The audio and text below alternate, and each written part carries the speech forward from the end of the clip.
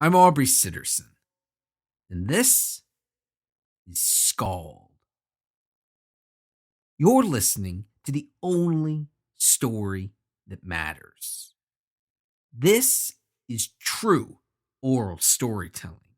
I write each episode myself, and then I perform it in one single, flawless take. Just like the Scandinavian bards, known as skalds, did it. Every episode of SKALD is the best one yet. So don't worry about what you might have missed, and instead, jump right in here.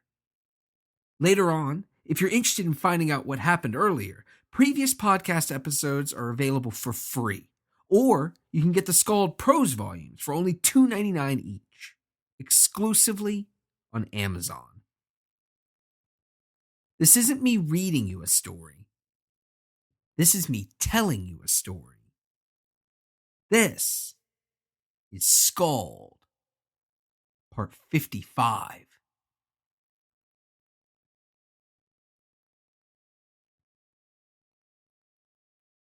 Kallerya yawned.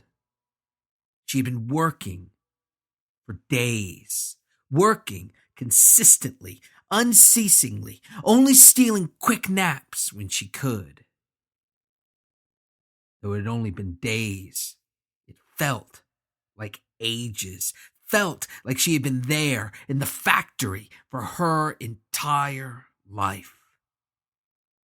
Henno, that wise old wizard, had sent her to work there days prior, and now she was so very tired.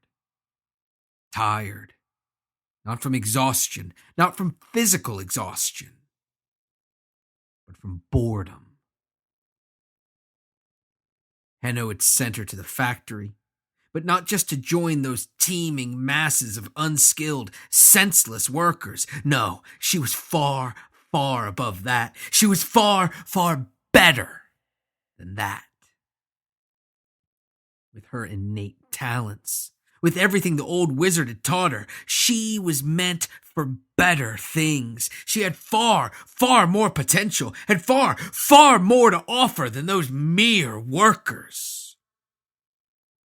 Henno had sent her to the factory to supervise.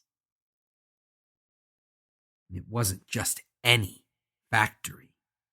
Henno's city, Ravenna, was filled with factories. Factories on top of factories, with basements filled with tenements that were, in turn, filled with squabbling workers.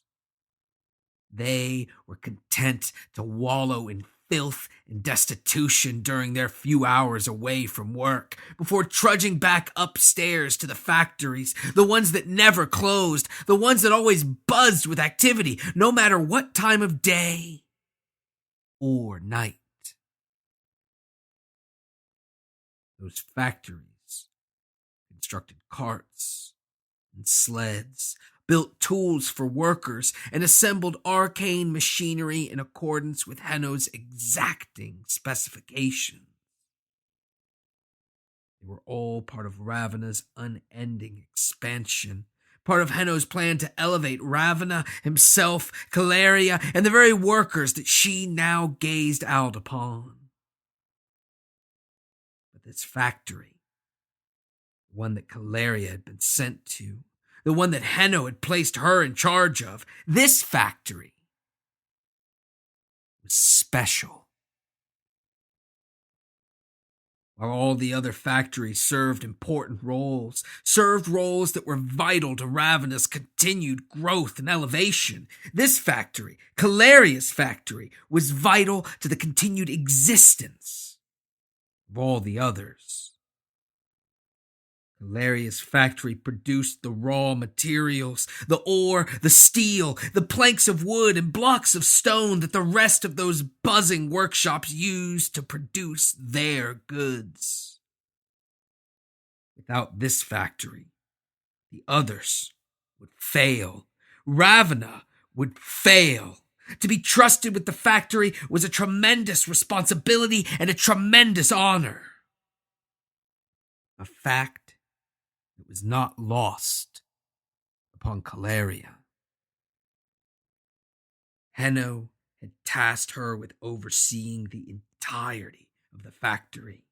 He had trusted her to watch over those dread machines as they took that bubbling green substance, the mysterious ichor that came rising up from pipes in the floor, and transformed it into the raw materials that fueled Ravena's endless growth. The machines, designed by Henno naturally, ran flawlessly, necessitating only the rarest adjustments and tweaks, most of which could be performed by the workers themselves. Occasionally, Kallerya, with her superior knowledge of Henno's designs, had to take to the floor herself. When none of those senseless workers could solve the problem, she deigned to lower herself to their level, to step in and solve the mess that they had created, the one that they were incapable of cleaning up themselves. But this happened only rarely, as not only was it seldom necessary, but because Kallerya served a much more important purpose in that factory. She was there to act in Henno's stead. She was there to do what Henno had taught her. She was there to motivate the workers, to prod them into increased speed, increased productivity, decreased breaks, and decreased complaints. She was there to use the tool that Henno had revealed to her, and it helped her hone over weeks of study. She was there to spread fear. Prior to meeting Henno, prior to her lessons, she would have gone about her task in a way that was straightforward and simple. She would have given the workers a single warning, told them to work harder, to work faster, to cease their complaints and save their breath. And then she would have treated them exactly as she had the trolls, casting flame down amongst them and immolating any who were too stupid to obey her commands. But Henno had taught her a better way, a smarter way, a way that was both easier and more efficient, and he had sent her to the factory, to the most important factory, to test her mettle. And so she had encouraged them, the workers, encouraged them to test their mettle, choosing two at random to compete at their assigned task, at the only task they were suited for, at the only task that any of the workers in that crucial factory were suited for. Working the bellows. When the machines ran properly, when each one converted that bubbling green liquid into the raw materials of creation, of growth, of civilization, of power, there was only one thing required of the workers: that they man the bellows, that they squeeze the handles together, that they pump air into those roaring flames, the ones that provided the steam that powered those dread machines.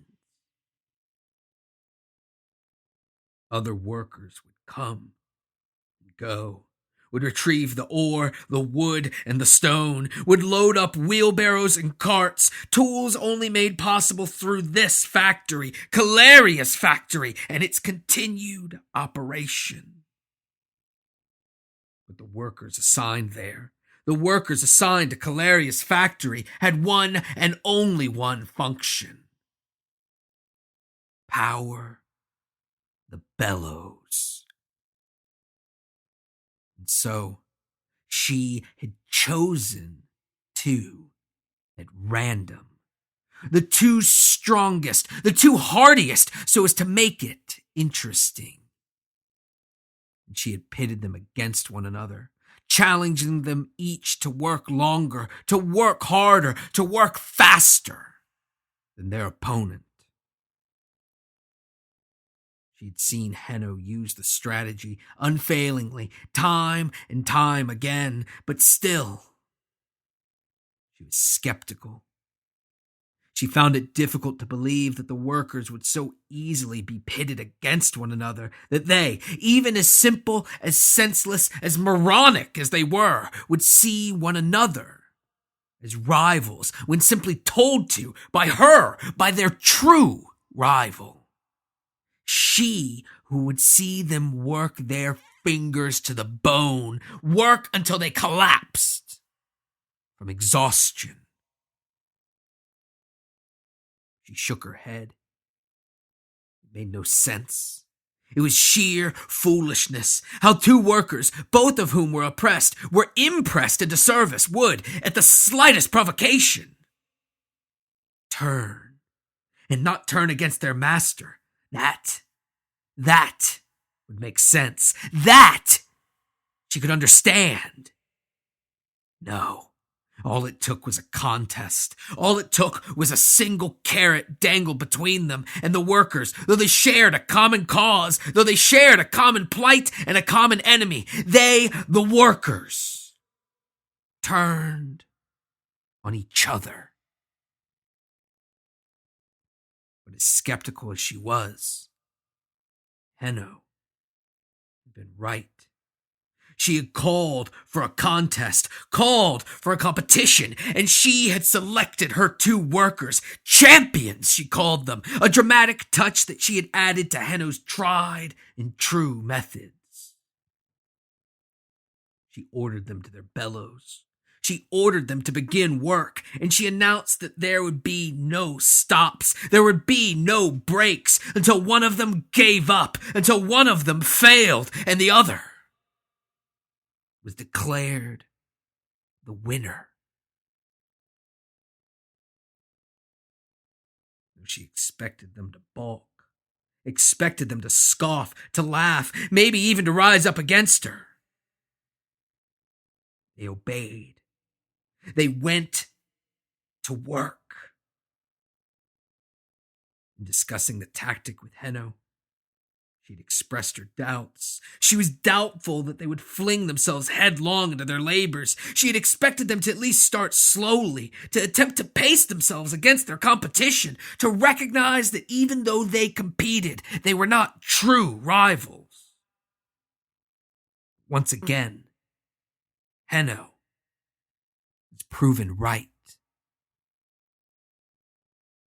The workers are champions. Worked at a furious, feverish pace. Stationed at adjacent machines, they worked their bellows. They squeezed the handles together over and over again, sweat dripping off their brows, but evaporating in the rising heat before it could hit the ground. They fanned the flames to preposterous heights. They fueled the fires to an incalculable intensity, stoking them into riotous blazes that, just as Henno had assured her, had all of the desired effects.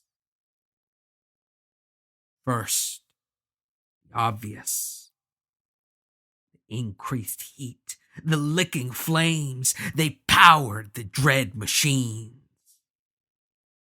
But as the champions worked harder, as the flames grew hotter and hotter, the machines worked faster and faster, processing more and more of that bubbling green liquid, producing more and more of the raw materials that Ravenna required. Across those two machines, production increased dramatically. But it didn't increase just across those two machines. Because just as Henno had predicted, had assured her, had promised her, she wasn't the only one watching champions. The other workers watched as well. They watched nervously, fearfully, hatefully, filled with resentment and rage at those two champions who, in but a matter of moments, raised the bar for acceptable production across the factory. They hated the champions for demolishing the old standard. They hated Kallerya for goading them into it. But more than anything, they hated themselves for their weakness, for their inability to work just as quickly. Though they knew they could not work as hard, as quickly, as efficiently as those two powerful specimens, as Kallerya's champions, they also knew that they had to try. What if Kallerya saw that they were moving too slowly? What if they were singled out for slacking, singled out for the unforgivable sin of sloth? No. The fate that would await them then was too terrible to even consider. And so they did the only thing they could do. They worked harder. Though Kallerya had singled out but two, the contest had forced all of the workers into competition with one another. They groaned, they sweat, they cried out for relief that would not come until the end of their shift. And as they did so, the bellows moved, the fires burned, the machines ran faster, and production increased steadily. The workers had been motivated. That had been days ago. The original workers had seen their shifts end, begin, and end again. She had lost count of how many 14-hour shifts had come and gone. And though she at first sat in awe, both of the workers' readiness to be manipulated, as well as the shocking endurance that they displayed, the willingness to work themselves to death in order to defeat their imagined rival, she had eventually grown bored. Now she sat, yawning, watching as the workers exhausted themselves, watching as they worked themselves into an early grave. Kallerya shuddered, shocked, impressed, and horrified by the power that she wielded over them, the power to motivate them, the power to force them to suffer willingly, to choose to make their miserable lot in life that much worse. Their lot was miserable, and they did suffer. They suffered acutely, endlessly, unimaginably, because not only were their circumstances dire, but they were devoid of the thing that so often makes misery, makes true misery, tolerable. They were devoid of hope. They had no hope. They had no reason to believe that things would ever get better. The only hope they had was for a continuation of the status quo, a continuation of their misery, a continuation of their suffering. Their suffering sickened her to look upon. She was nauseated by the squalor, by the filth, and by the desperation that they wallowed in. She had seen worse from the trolls, but they were something else. These workers, they were still human. They should have been. And yet, their suffering sickened her, because it made her feel an emotion that she had only experienced once, and only just recently. Sympathy. Inside her tower, she had no need for sympathy. Who could she feel bad for besides herself? But in meeting Xylan, in learning to care about, to feel concern for another creature, it had awakened something within her.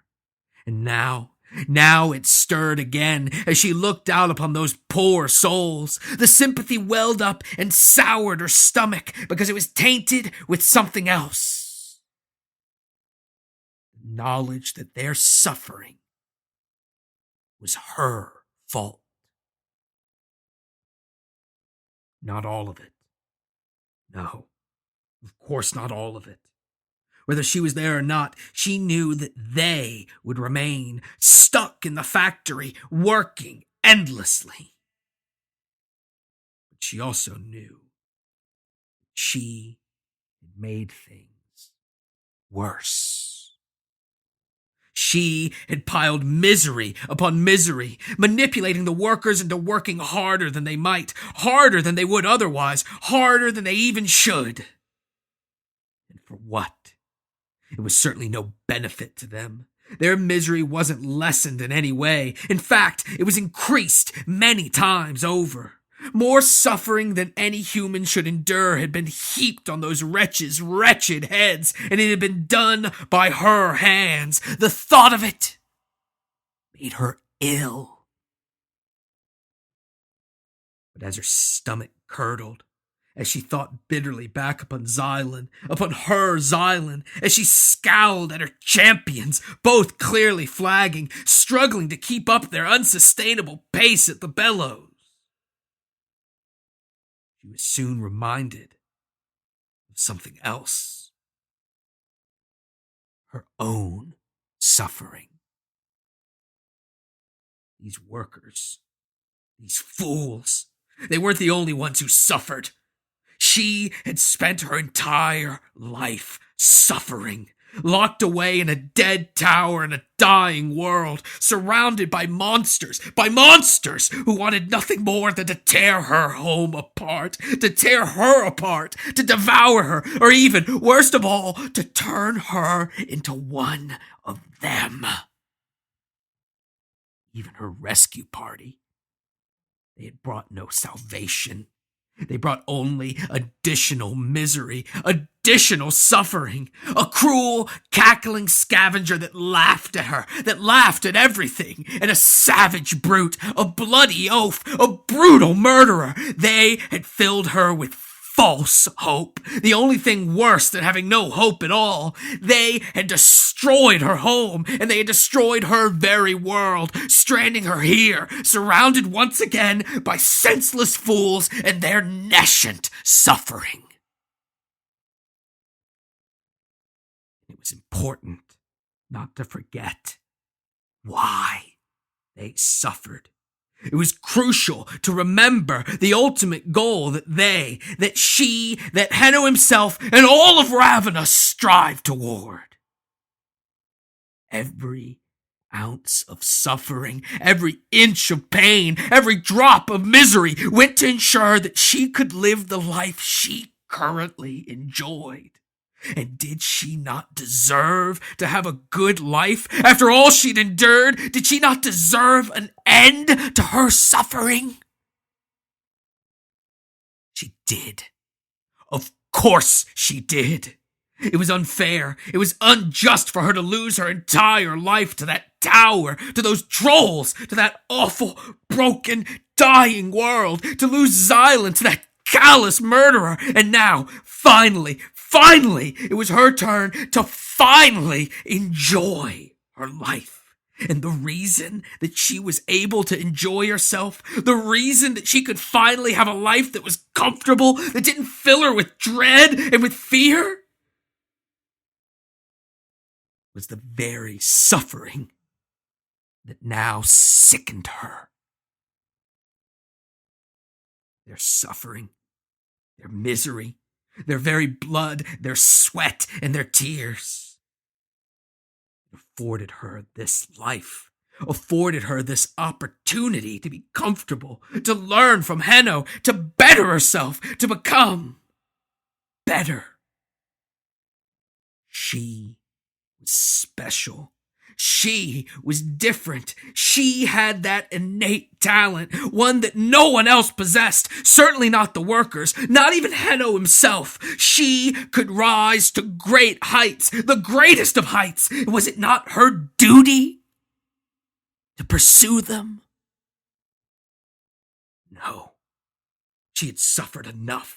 She had suffered more than enough, and now it was her turn to be rewarded. It was her turn to live in the opulent apartments. It was her turn to eat sumptuous meals, to drink delicious wines. It was her turn to lose entire days to reading and self-betterment, not just for her benefit, but for Ravena's, for the benefit of all that growing, convulsing city's inhabitants, even those who now suffered, especially those who now suffered for her benefit. One day, she would rule Ravenna. It was her destiny. Shouldn't she be prepared? She wasn't happy to see the workers suffer. It sickened her to see it, but she knew full well that it was better them than her, that if her suffering was alleviated, if she, for the first time in her life, was brought joy, brought pleasure, brought power, and it cost the suffering of others, she thought it a fair price. And the sickness she felt, the coursing nausea that rested at the bottom of her gut, she knew that she could grow accustomed to it.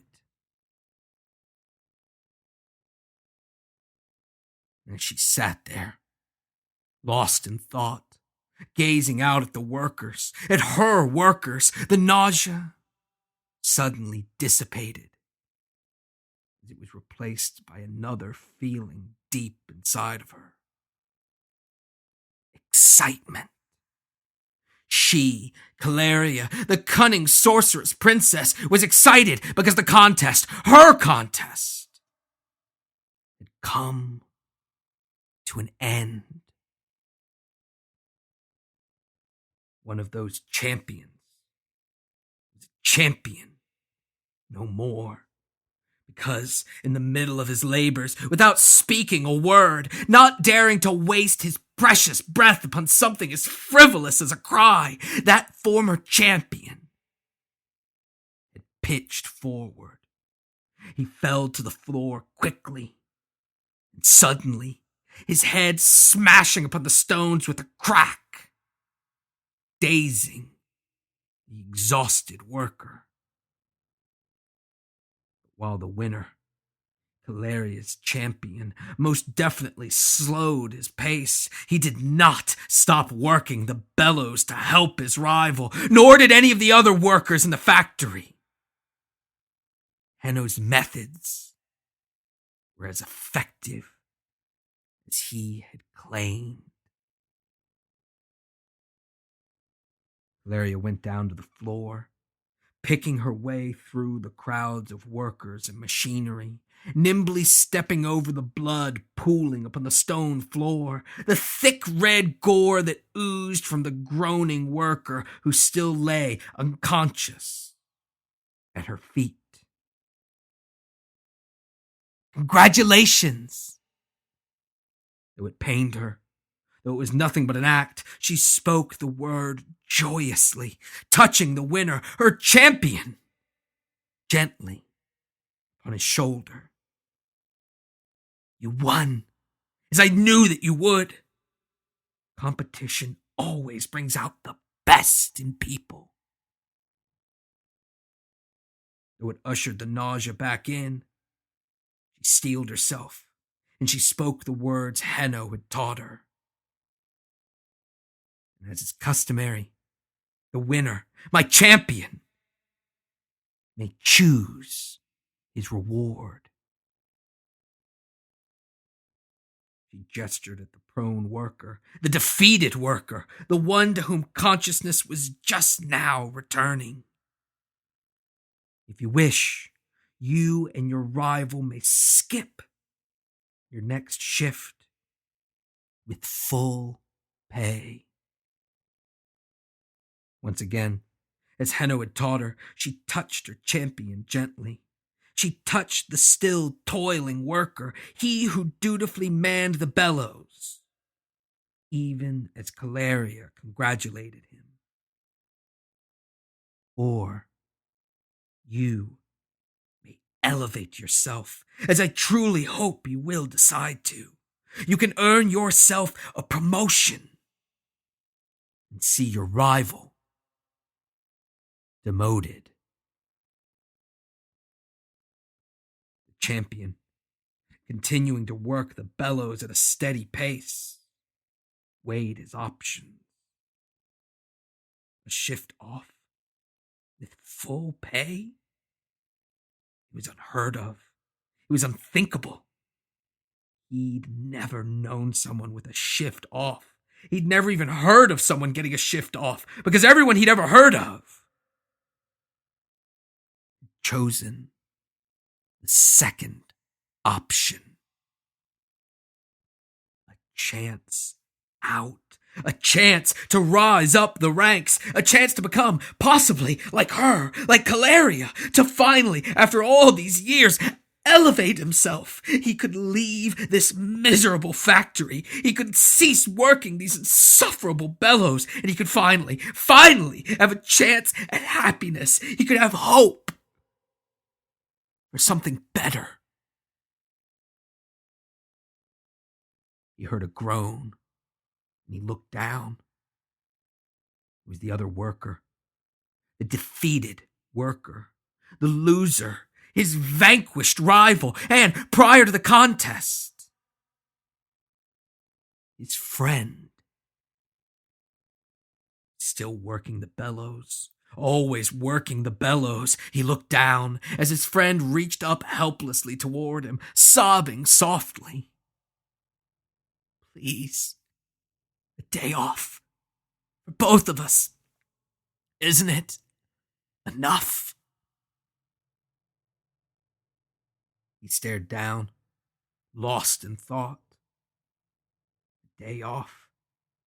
A chance to save that day's wages. A chance to perhaps take on an additional shift and save those wages as well. But if it was wages he was after, promotion would certainly come with a substantial increase. But his friend? No, not his friend. His rival. He would be demoted. He would be...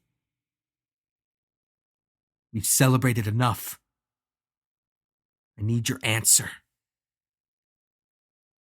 Kallerya, having waited the appropriate amount of time, the seconds dictated by Henno, long enough for the winner to marinate in his choice, to agonize over his decision. She now spoke sternly to her champion. What will it be? The worker looked down sadly at his rival, at his former friend. He clenched his teeth, and he spoke reluctantly. The promotion. Kallerya smiled warmly, clapped her hands, and recited the script loudly for all the workers present to hear.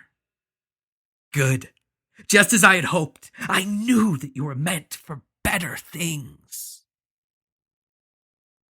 She gestured toward the proctors who always prowled the factory floors, watching silently, ready to spring into action at even the hint of trouble. Take this one, my champion, to Ergelon's factory. She smiled and waved as two of the proctors escorted her champion away. I expect great things from you. And then, reluctantly, but knowing that it was worth it, knowing that it was all worth it, knowing the grim calculus that allowed her to continue living the life she deserved, Kallerya pointed at the loser. And him. She paused as she looked upon that defeated worker, the one who lay miserably in a puddle of his own blood.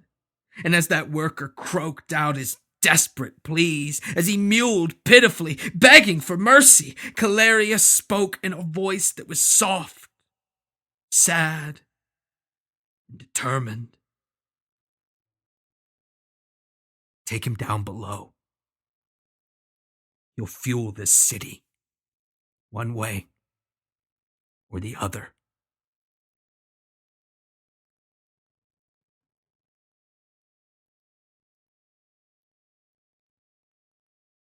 I hope you're digging SKALD. Good iTunes and Stitcher reviews are always appreciated.